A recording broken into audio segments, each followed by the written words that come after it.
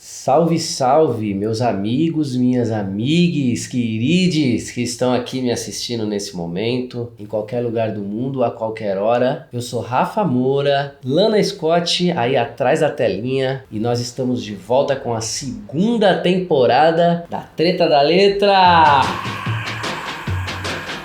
Prazer imenso voltar depois dessas férias. Vamos fazer mais uma sequência discutindo boas músicas, boas canções, boas poesias principalmente. A gente acredita que música é educação e que tem muita coisa interessante pra gente ouvir dos nossos mestres músicos e artistas. Nesse primeiro programa a gente vai começar com dois titãs da música brasileira juntos, o que é um meteorito, Gilberto Gil, Caetano Veloso com Haiti.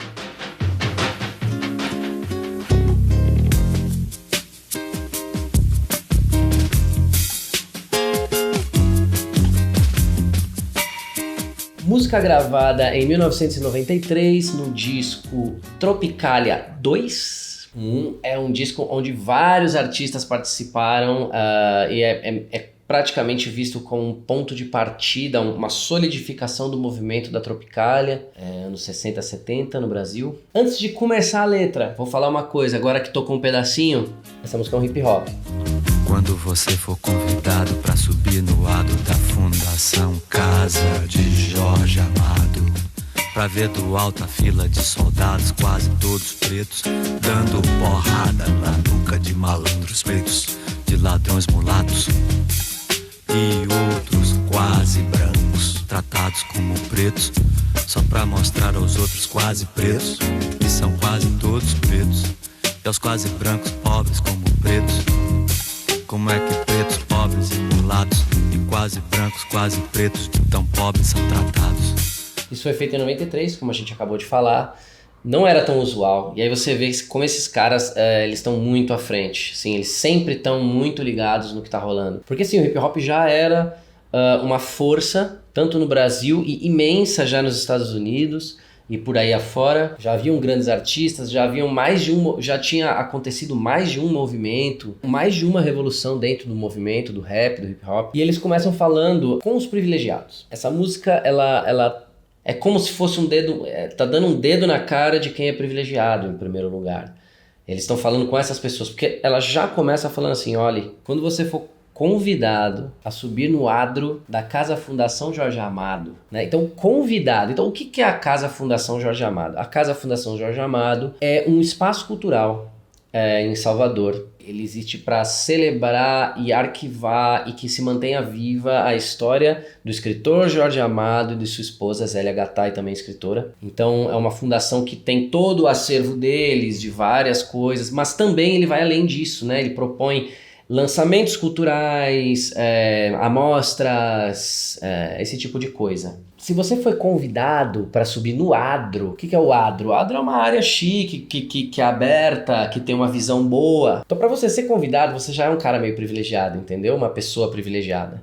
Então, é com você que ele tá falando, mesmo que você seja artista. Então, você ter esse privilégio, você já... né? Então, eles estão começando falando dessa forma. E o que acontece? A Casa Jorge Amado... ela fica no alto do Pelourinho. Você tem uma grande descida de pedra, assim, de paralelepípedo, né? Uma rua antiga, bem larga. É um ponto turístico hoje em dia, mas o Pelourinho já foi o local onde aqueles que estavam em situação de escravidão eram açoitados, eram punidos, mortos ali. Então, quando você está nesse alto dessa região da cidade, que tem toda essa carga histórica, ele te convida a olhar pro Pelourinho e perceber como as coisas não mudaram tanto quanto muita gente acha que mudou. A gente tem muitos casos para comprovar isso que os dois estão falando. Então ele fala que você veja a fila de soldados, quase todos pretos, e aí ele vai, ele vai falar batendo em malandros, ladrões quase pretos, né? E ele vai falar de várias formas diferentes, tons de pele que são associados e associáveis na nossa cultura, que tem a ver com pobres também, e são quase todos pretos. Existe uma questão social clara das pessoas escravizadas no Brasil e a falta de oportunidades que elas tiveram mesmo após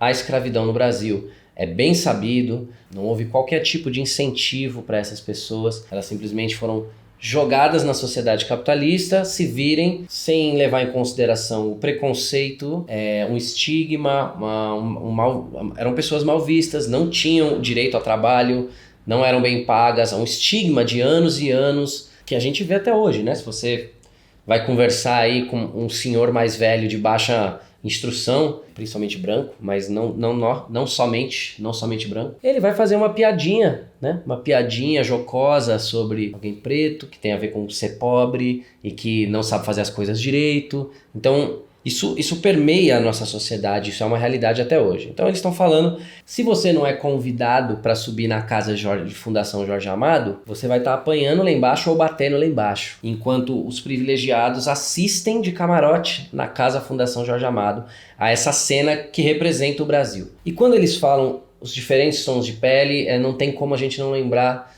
do termo caldeamento, né? Um termo de Darcy Ribeiro, falando sobre como houve um processo no Brasil de embranquecimento da raça negra, dos pretos no Brasil, de índios. Isso foi feito na base do estupro e de várias outras violências. E não importa se olhos do mundo inteiro possam estar por um momento voltados para o largo, onde os escravos eram castigados, e hoje um batuque com a pureza de meninos uniformizados, de escola secundária em dia de parada, e a grandeza épica de um povo em formação nos atrai, nos deslumbra e estimula.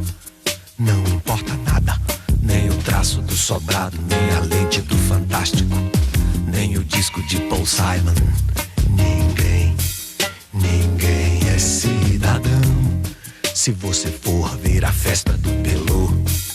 E se você não for... Bom, nessa segunda parte da música, ele vai além. Ele mostra como existe uma hipocrisia da sociedade em geral, da arte, a arte comercial principalmente, a arte em geral, porque o que não é comercial no nosso mundo, né?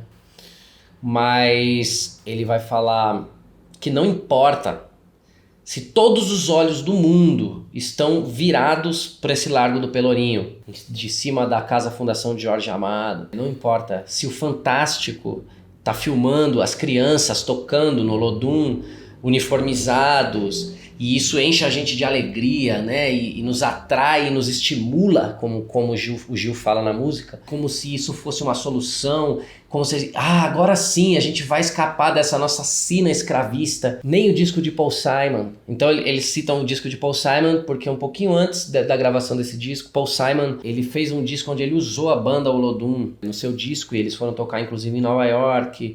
Então é aquela coisa, para quem vive o Brasil e pensa o Brasil como esses dois camaradas aí pensam e enxergam, dá um agora vai, né? Dá aquela sensação de agora vai. E aí Gil faz aquela frase que ele fala com uma força que é de cortar o coração. Não importa nada. Ninguém é cidadão. Não importa. É tudo para inglês ver, como é o termo conhecido, né, na nossa cultura. Qual é o sentido das coisas? A gente não avança, né?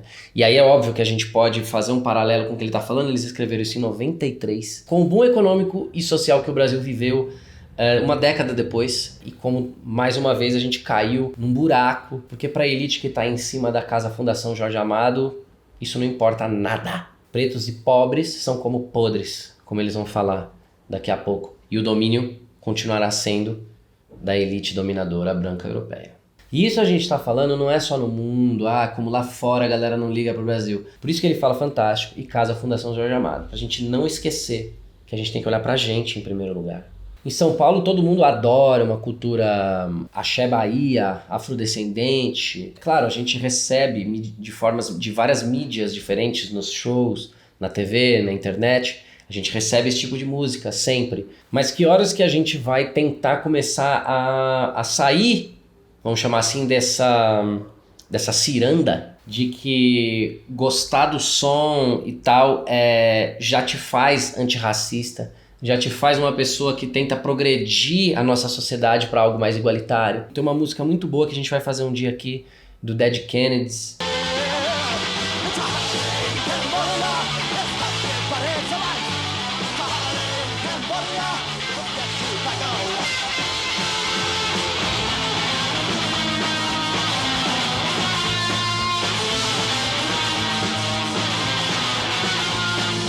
Holiday in Cambodia, que ela cita muito bem isso, essa coisa de quem é de esquerda também, que vive bem e tal, e acha que tá resolvendo a história do preconceito racial no Brasil só porque houve um disco da Alcione, né? Ele tá chamando a atenção da gente, com toda certeza. Pense no Haiti, reze pelo Haiti. Haiti é aqui, o Haiti não é aqui. E aí vem esse refrão que é uma acidez pH 2, né? Porque vai... Pense no Haiti. O negócio tá tudo... Pense no Haiti. Então, isso... Vamos lá, vem comigo, vem aqui. Eles estão tirando uma onda mesmo. É isso mesmo. Pense no Haiti. Tipo o caso George Floyd, sabe? Tipo, acontece lá fora, a gente, nossa, como eu sofro com isso, uau. Reze pelo Haiti, essa coisa bem cristã, né? E aí eles falam, Haiti é aqui. Mas não é aqui.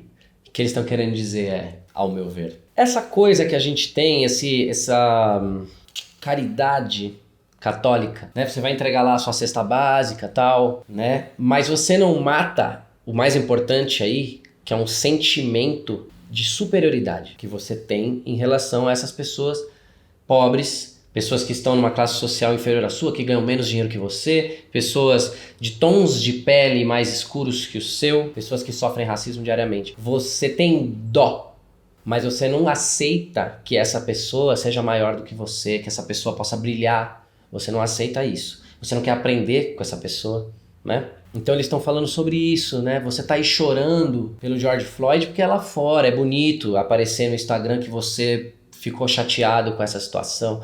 Quantos George Floyds a gente tem aqui, né? E sinceramente, pra gente melhorar, tem muito o que se fazer, isso é verdade. Mas tem pequenas coisas que já vão ajudar muito. Como, por exemplo, você não votar num presidente racista. Olha, o afrodescendente mais leve lá, pesava 7 arrobas. Não fazem nada. Eu acho que nem para procriadores serve mais. Isso já... Sabe? Coisa fácil, simples, pequena, não precisa de muito. Pra gente parar de fingir que a gente é bonzinho, sabe? Mas a gente não quer enfrentar o problema que a gente tem aqui e a gente quer pôr a culpa porque é malandro, porque é ladrão, como ele fala no começo da letra, né? Ladrões, ele cita ladrões. Por quê? Porque ele não é criança, o Caetano Veloso e o Gilberto Gil, eles não é uma ilusão, alguém que tá defendendo o bandido. Não é, você tem que entender que existe uma historicidade. A gente tem que colocar isso na cabeça. Existe uma historicidade para a pessoa cometer um crime e a maioria dos crimes são para proteger o patrimônio. Quem tem o patrimônio? Os ricos têm o patrimônio. Numa sociedade capitalista, onde as propagandas mostram as coisas de luxo na televisão que você pode assistir sem pagar, e é isso que eu quero dizer, cheios de propaganda das coisas chiques e tal, e você acha que isso não cria vontades, mas nem todo mundo tem as mesmas oportunidades nesse sistema que a gente vive aqui. E a gente precisa abrir os olhos para isso mesmo. E na TV, se você vir um deputado em pânico, mal dissimulado, diante de qualquer mesmo, qualquer plano de educação que pareça fácil e rápido e vá representar uma ameaça de democratização do ensino de primeiro grau.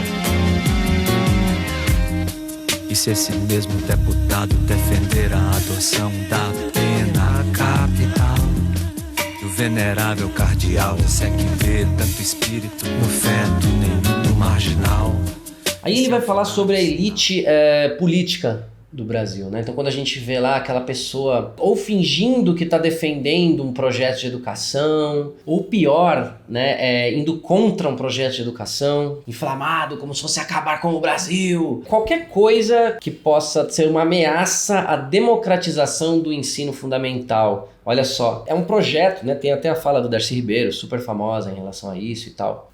Vai fazer demagogia para não deixar acontecer, porque é um projeto.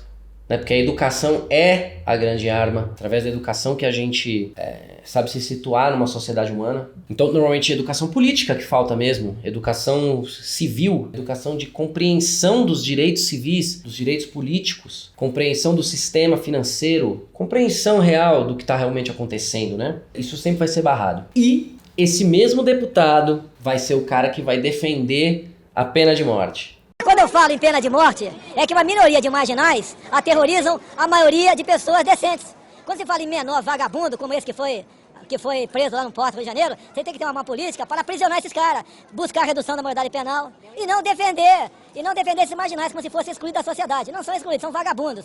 Isso é explodir a cabeça, né? A gente está discutindo isso, os caras estavam falando isso em 93, a gente está discutindo isso ativamente nesse exato momento. E pena capital também é tipo redução da maioridade penal, tá ligado? É a mesma galera que fala tipo, tem que manter nossas crianças puras, tá ligado? Não, mas aí 14 anos tem que ser preso, tá ligado? No presídio. E essa fala tá clara, né, na música, porque logo depois ele vai falar, né, o cardeal que vê muita alma no feto e nenhuma no marginal. Que é exatamente o que a Lana acabou de falar, né? Exatamente porque a gente não quer enxergar a realidade social histórica, né? A gente só quer destruir os indesejáveis, como diz Michel Foucault. No livro Vigiar e Punir, vale muito a pena ler também, que fala exatamente sobre o que é a cadeia e como ela funciona em várias épocas. Um livro bom para você compreender aí um pouco mais o que quer dizer crime. E a quem interessa que as pessoas sejam presas ou não, e que isso de maneira nenhuma ataca em nada ou em muito pouco o problema real inicial das coisas, né? Do porquê que a gente vive isso. Então vai defender a proibição do aborto em todos os aspectos, não vai permitir a legalização do aborto de maneira nenhuma, porque é pró-vida, mas não acredita na alma de um delinquente, de alguém que cometeu um crime. Fora o óbvio fato de que, como se é largamente estudado na criminologia, a escola de Chicago, tal do labeling approach, de que existe uma escolha do Estado aonde ele ronda mais para procurar crimes. E nos bairros mais pobres, a ronda é mais extensiva do que nos bairros mais ricos. Quem disse que não acontecem crimes em todos os bairros, de vários tipos de crimes, em todos os lugares?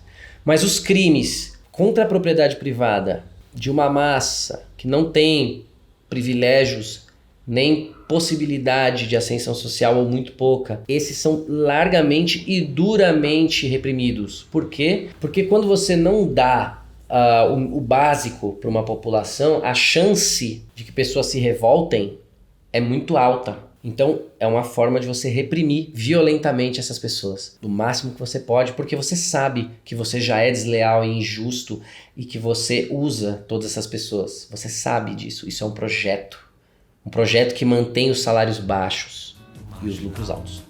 E se ao furar o sinal, o velho sinal vermelho habitual, notar um homem mijando na esquina da rua sobre um saco brilhante de lixo do Leblon.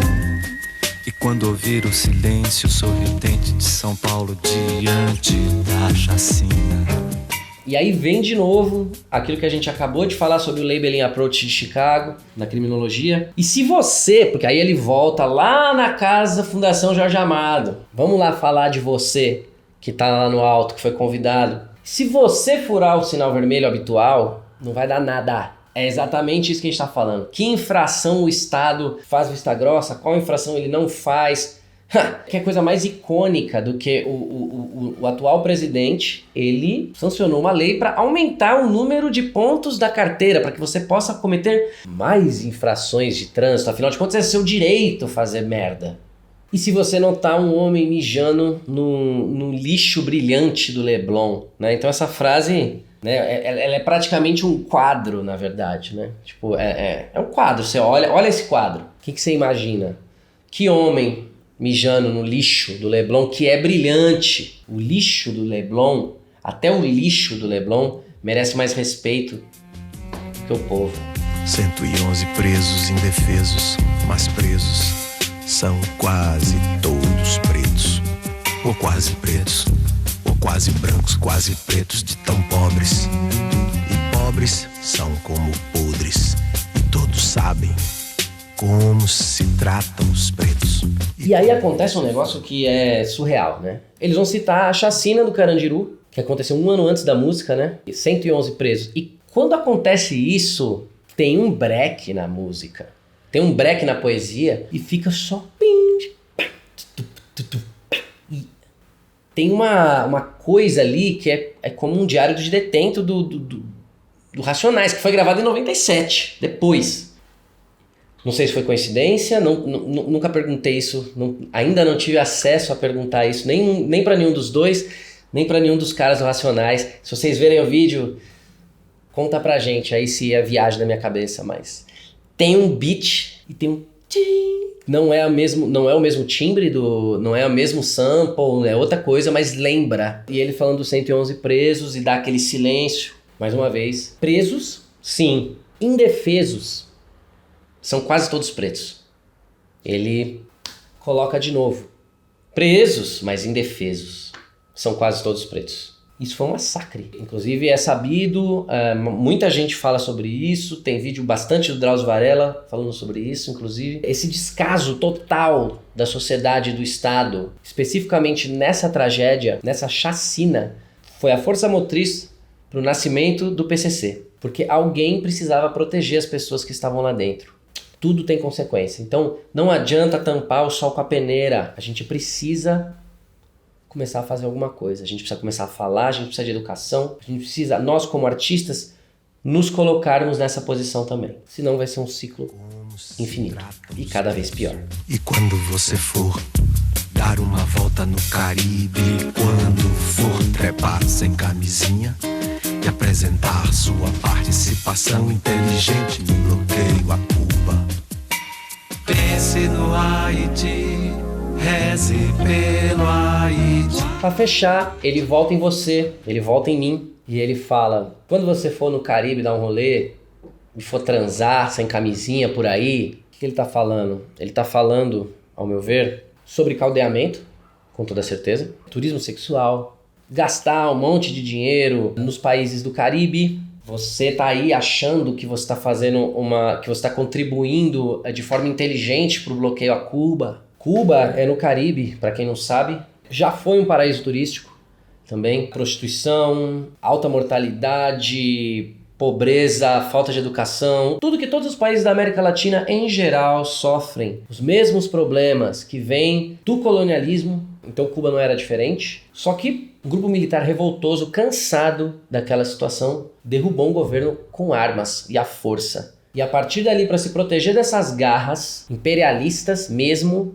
que nós vivemos todos aqui, fecharam o país e reformularam o país para que tivesse educação, para que tivesse saúde, para que tivesse moradia para todo mundo naquela ilha. Então os índices de mortalidade são baixos em Cuba, porque isso é o mínimo. Só que por causa dessa lógica, um grande império chamado Estados Unidos da América impôs um bloqueio nessa ilha. Você sabe como funciona esse bloqueio? Não quer dizer só que os Estados Unidos não comercializam com Cuba. Quer dizer que se qualquer país comercializa com Cuba, sofre sanções dos Estados Unidos, que é a maior economia do mundo. É isso que acontece com um país desse tamanho. Então quando você for gastar o seu dinheiro e fazer filho sem camisinha e sair fazendo turismo sexual pelo mundo aí, pelo terceiro mundo afora, pense no Haiti. O Haiti é aqui. Você está achando que é lá? Você assiste, você coloca no Instagram lá o George Floyd e você acha que Cuba é só isso que você está pensando aí. Você não quer olhar a história. Então eles estão mostrando de novo. Você sempre quer pôr a culpa, porque lá não tem a seringa é de vidro, não sei o quê. Como é que chega insumo? Ninguém pode comercializar com os caras. Você acha que isso não é pra provar pra você que não funciona? Pra você ficar aí falando, não, o bagulho não funciona, o bagulho não funciona, o bagulho não funciona. Pense no Haiti. Vamos pensar no Haiti. Vamos rezar pro Haiti, porque o Haiti é aqui. E ele não é aqui.